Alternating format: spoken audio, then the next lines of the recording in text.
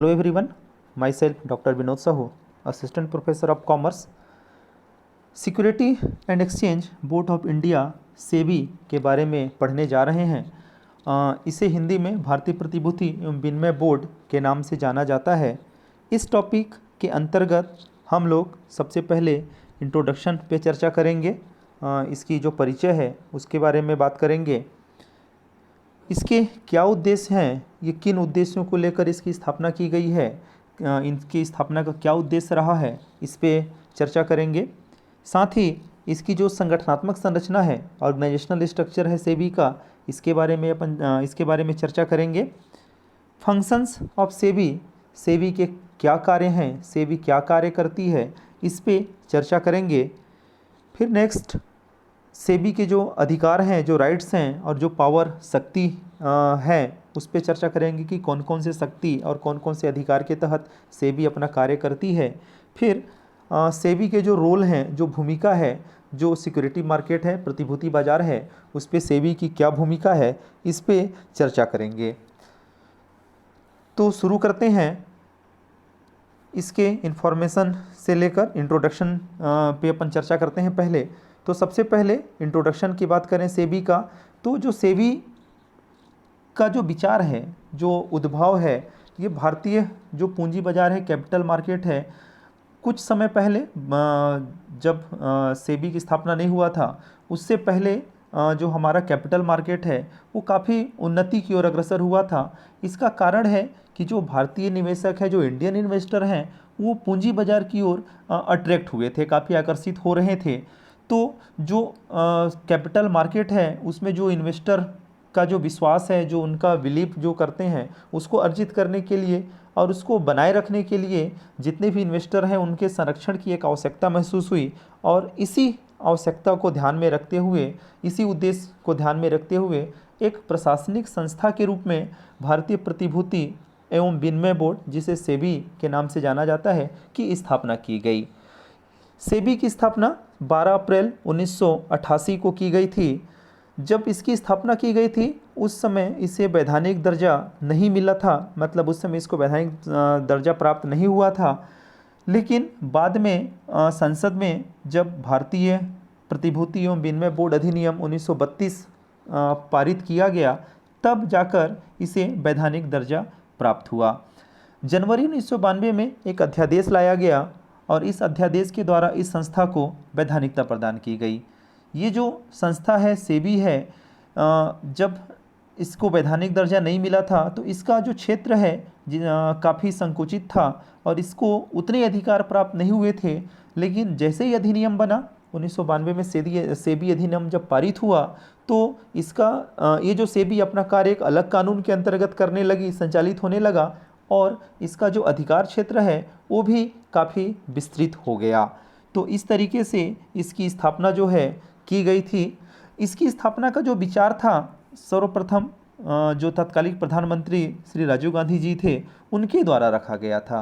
वो उनके जो बजट भाषण था 1987-88 का जो वर्ष था, उस वर्ष में इन्होंने अपने बजट भाषण में इसके बारे में चर्चा की थी और इसको पहली बार विचार में लाया था।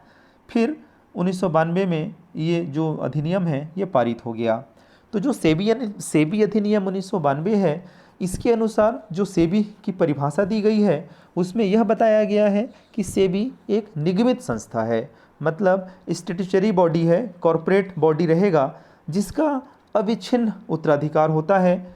इसको अपने नाम में वाद करने, क्लेम करने, चल और अचल जो फिक्स्ड और करेंट एसेट्स होते हैं उनको पाने, उनको धारण करने और निपटान करने का जो अधिकार है वो सेबी के पास होता है। सेबी पर वाद भी किया जा सकता है, मतलब किसी भी तरीके का क्लेम अगर किसी को करना है तो सेबी पे किया जा सकता है। तो इस तरीके से कह सकते हैं कि सेबी जो है एक निगमित संस्था है, स्टैट्यूटरी बॉडी है, जो आज वर्तमान में भारतीय बाजार में, भारतीय पूंजी बाजार में अपना काम कर रही है, उनको नियंत्रित करने का काम कर रही है। भारतीय प्रतिभूति और विनिमय बोर्ड की जो स्थापना है, इस स्थापना से पूर्व भी जो हमारा सिक्योरिटी मार्केट है वो कुछ अधिनियमों के अंतर्गत नियंत्रित और संचालित हुआ करते थे। तो जो नियंत्रित और संचालित हुआ करते थे वो उसमें से एक अधिनियम था पूंजी निर्गमन अधिनियम 1947 बनाया गया था।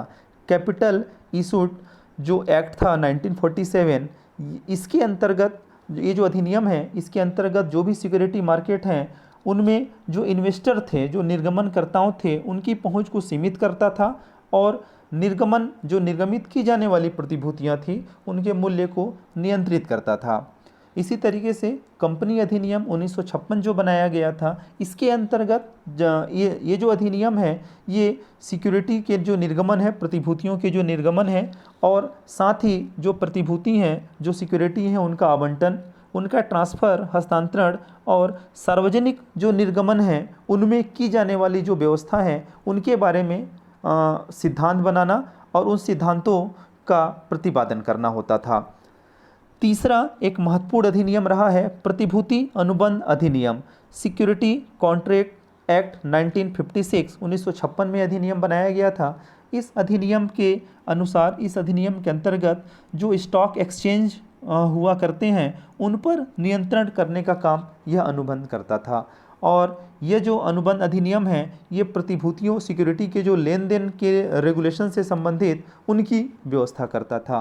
तो इस तरीके से हम लोग कह सकते हैं कि जो सेबी है, सेबी के गठन से पहले भी इन पर नियंत्रण और नियंत्रित और संचालित करने का काम कुछ अधिनियम के द्वारा किया जाता था, लेकिन इनका जो क्षेत्र था वो विस्तृत नहीं था और इनको बहुत सारे जो अधिकार थे वो प्राप्त नहीं हुए थे।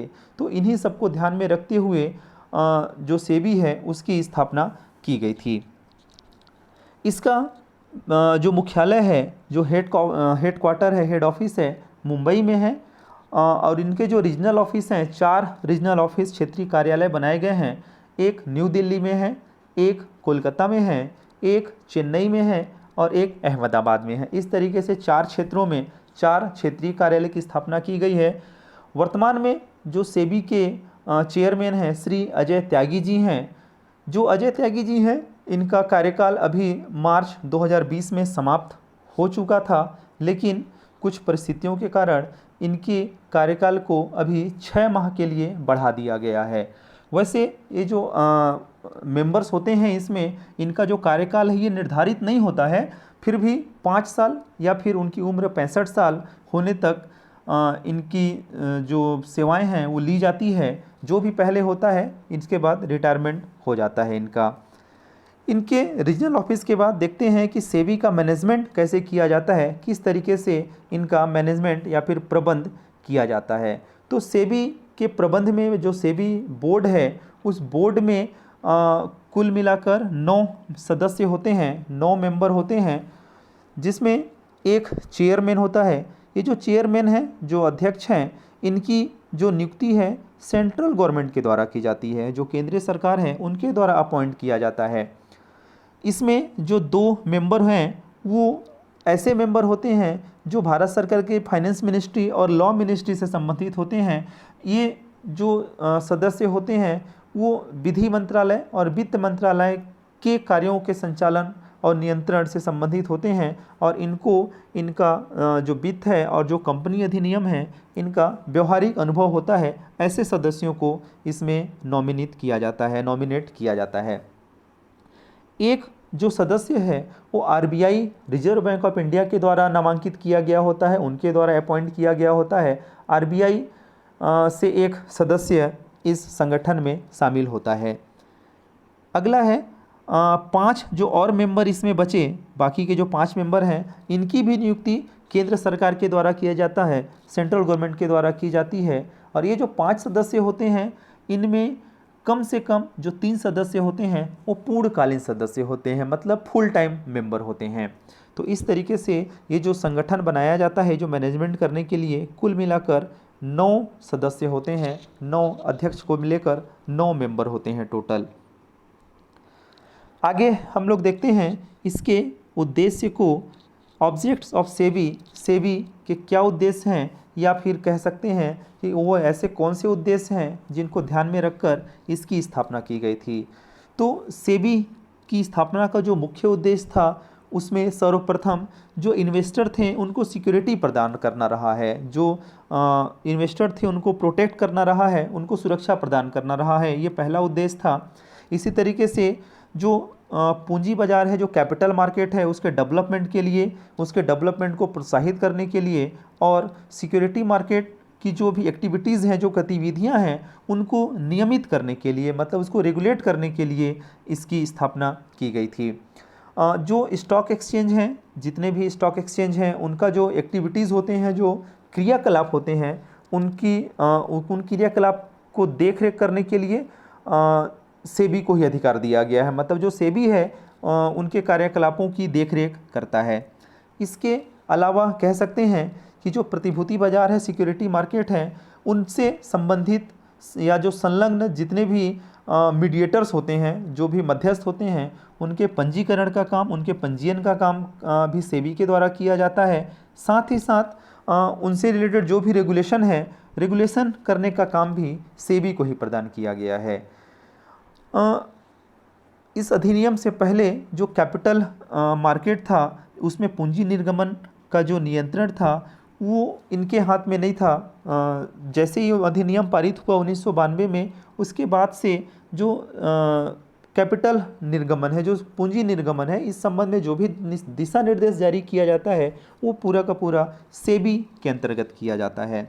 तो इस तरीके से हम लोग कह सकते हैं कि सेबी का जो इनकी स्थापना का जो उद्देश्य है वो क्लियर है कि एक तो इन्वेस्टर को प्रोटेक्ट करने का है, एक इसमें और जैसे लिखा है कि malpractice of prevention of malpractice. इसका मतलब होता है कि जो कदाचार हैं, जो दुराचार है, जो किसी तरीके का जो कपट की भावना रखते हैं, जो डिस्प्यूटेड होते हैं, उन सब से उनको रोकना होता है, उनको दूर करना होता है। नेक्स्ट इसमें लिखा हुआ है establishing of conduct, code of conduct. इसका मतलब होता है कि एक आचार संहिता की स्थापना की जाती है, उसी आचार संहिता के हिसाब से पूंजी बाजार में काम किया जाता है। सिक्योरिटी मार्केट में जो लोग इन्वेस्ट करते हैं, जो पैसे लगाते हैं, उनके लिए एक आचार संहिता की स्थापना की जाती है। इस आचार संहिता की स्थापना करने के उद्देश्य से ही सेबी की स्थापना की गई है। एक और इसका जो उद्देश्य है इस्टेब्लिशिंग बैलेंस, मतलब एक नियंत्रण करना, एक क्या बोलना चाहिए इसको, कि बैलेंस बना के रखना। बैलेंस बना के रखने का मतलब है संतुलन बना के रखना। एक संतुलन बनाने का जो काम है वो सेबी के द्वारा किया जाता है। इसी उद्देश्य से इसकी स्थापना की गई थी। अगला है प्रमोट प्रॉपर फंक्शनिंग। जो फंक्शनिंग है, जो कार्य हैं, उनको प्रमोट करने के लिए जो गतिविधियां हैं, जो स्टॉक एक्सचेंज के जो गतिविधियां, जो कार्यकलाप होते हैं, उनको प्रोटेक्ट करने के लिए, उनको प्रमोट करने के लिए और उनकी देखभाल करने के लिए ही सेबी की स्थापना की गई थी। आगे हम लोग देखेंगे इसमें इसके ऑर्गेनाइजेशनल स्ट्रक्चर ऑफ सेबी, मतलब जो सेबी है उसकी संगठनात्मक संरचना कैसी होती है, इस पे हम लोग आगे देखते हैं। तो इसमें इसके कुछ विभाग बनाए गए हैं, जो अभी हमने इससे पहले वाले स्लाइड में देखा था कि कुल 9 सदस्य का एक बोर्ड होता है जो काम करते हैं और ये अलग अलग विभागों में बटा रहता है। सेबी को 9 अलग अलग विभागों में 9 अलग अलग जो मेंबर हैं उनके हिसाब से 5 विभागों में बांटा गया है, जिसमें सबसे पहला जो सेक्शन है, जो विभाग है, वो है प्राइमरी मार्केट डिपार्टमेंट, मतलब प्राथमिक बाजार विभाग। दूसरा है इशूइंग मैनेजमेंट एंड इंटरमीडिएट्स, मतलब निर्गमन, प्रबंध तथा मध्यस्थ। तीसरा है सेकेंडरी मार्केट एडमिनिस्ट्रेशन, पहला, मतलब द्वितीय बाजार का विभाग 1। उसी तरीके से सेकेंडरी मार्केट एडमिनिस्ट्रेशन 2, मतलब द्वितीय बाजार विभाग 2। और एक अंतिम जो विभाग बनाया जाता है इंस्टीट्यूशनल इन्वेस्टमेंट, मतलब संस्थागत विनियोग विभाग बनाया जाता है। इन्हीं विभागों के हिसाब से इनका कार्य का बंटवारा कर दिया जाता है और जो भी इनके कार्यकारी संचालक, इनके जो विभाग हैं, उस विभाग के जो मुख्य होते हैं, प्रमुख होते हैं, उनको कार्यकारी संचालक बोला जाता है। और ये जो कार्यकारी संचालक हैं, ये अपना जो रिपोर्ट है वो चेयरमैन को सौंपते हैं। जो सेबी के चेयरमैन हैं उनको अपना रिपोर्ट सौंपते हैं। तो ये जो सेबी के विभाग हैं, जो बहुत सारे 5 जो विभाग बनाए गए हैं, उसमें सबसे पहले हम लोग अगर देखते हैं प्राइमरी जो मार्केट डिपार्टमेंट है, प्राथमिक बाजार विभाग है, ये जो विभाग है इसका जो प्रमुख काम है, जो निर्गमन नीति बनाना, इशू से रिलेटेड जो पॉलिसी हैं उसको बनाने का काम करती है। मीडिएटर्स के लिए रेगुलेशन बनाती है, रेगुलेटरी का काम करती है। कंज्यूमर जो शिकायतें होती हैं उपभोक्ताओं की, उपभोक्ता शिकायतें, तथा जो मार्गदर्शन और स्वायत्त शासी जो संस्थाएं होती, संगठन होती हैं, उनके जैसे जो कार्य हैं वो सब काम इसके अंतर्गत आता है। दूसरा जो निर्गमन, प्रबंध और मध्यस्थ है, इशूइंग, मैनेजमेंट एंड इंटरमीडिएट्स का जो विभाग है, इस विभाग का प्रमुख कार्य होता है जो प्रविवरणस होते हैं और जो रजिस्ट्रेशन इसके अंतर्गत कराया जाता है, जो पंजीयन कराया जाता है। इसके अलावा निर्गमन से संबंधित जो भी रेगुलेशन होता है, मीडिएटर्स के जो कार्य होते हैं, उन सब पर नज़र रखने का जो काम है ये इस विभाग के द्वारा किया जाता है। इसके साथ ही जो भी मीडिएटर्स हैं उनसे संबंधित जो भी कार्यवाही का जो रेगुलेशन है वो सब इसी विभाग के द्वारा किया जाता है और उसका निरीक्षण भी इसी विभाग के द्वारा किया जाता है। तीसरा जो इसका विभाग है, जो संगठन है, वो द्वितीय बाजार विभाग, सेकेंडरी मार्केट एडमिनिस्ट्रेशन पहला है। ये जो विभाग है, इस विभाग का जो प्रमुख कार्य है, एक तो नीति निर्धारण है, पॉलिसी बनाने का काम करती है सेकेंडरी मार्केट के लिए। दूसरा है जो स्टॉक विपणी होते हैं, जो स्कंध विपणी हैं, उनके प्रशासन से संबंधित रेगुलेशन बनाने का काम करती है, उनके इंस्पेक्शन, निरीक्षण का काम करती हैं। इसके अलावा एक महत्वपूर्ण जो कार्य होता है इस विभाग का, वह है इनसाइडर व्यवसाय की रोकथाम करना। जो इनसाइडर बिजनेस होते हैं उनके रोकथाम पर यह काम करती है, यह विभाग काम करती है। चौथा जो महत्वपूर्ण विभाग है उसमें देखेंगे कि जो द्वितीय बाजार सेकंड है, इस विभाग का जो प्रमुख कार्य है, ये जो विभाग का काम है, सबसे पहले जो स्कंध विपणी की जो वर्किंग है, कार्यप्रणाली है, उसका रेगुलेशन करना, उसका निरीक्षण करना, ऑब्जर्वेशन करना। जो गैर सदस्य मध्यस्थ हैं, मध्यस्थों का जो कार्य है उनका निरीक्षण करने का काम यह विभाग करता है। जो स्मॉल स्टॉक विपणन है, जो मार्केट हैं, स्मॉल स्कंद मार्केट इनको बोलेंगे, उनसे संबंधित रेगुलेशन बनाने का काम भी ये जो द्वितीय बाजार सेकंड है इस विभाग का प्रमुख कार्य होता है।